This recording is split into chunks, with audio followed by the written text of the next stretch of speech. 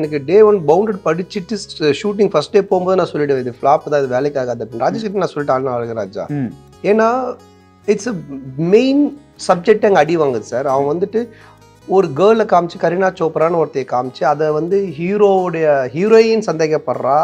அப்புறம் வந்துட்டு ஒரு வில்லன் கேரக்டர் ஸ்ரீனிவாஸ் ராவ் அவர் வந்துட்டு அது மேலே ஆசைப்படுறாருன்னும் போது நான் சொன்னேன், அபய் சண்முகி மாதிரி ஒரு மேக்கப் பண்ணணும் இதுக்கு. ஆடியன்ஸ் வந்துட்டு ஓகே ஒரு மெனக்கெட்டு இருக்கானுங்க இதுக்கு, இவங்க நம்பலாம் அப்படின்னு ஒன்று சொல்லணும்.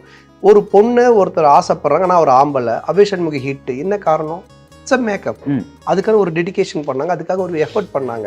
இங்கே ஒரு பொண்ணு இவங்கெல்லாம் அதை லவ் பண்ணுறாங்க, ஜனங்க நம்பலை. ஏன்னா இது நார்மல் மேக்கப். அதை தான் நான் சொன்னேன், ராஜேஷ் சார்ட்டே சொன்னேன், ப்ரொடக்ஷன்லேயும் சொன்னேன்.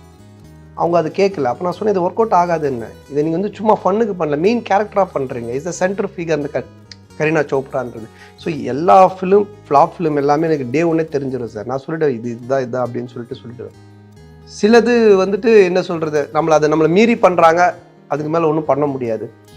மற்றது இது சூப்பராக வரும்னு சொல்லி பண்ணுவோம், அது சூப்பராக வராமல் ஓரளவுக்கு வரும், ஆனால் ஃப்ளாப் ஆகாது.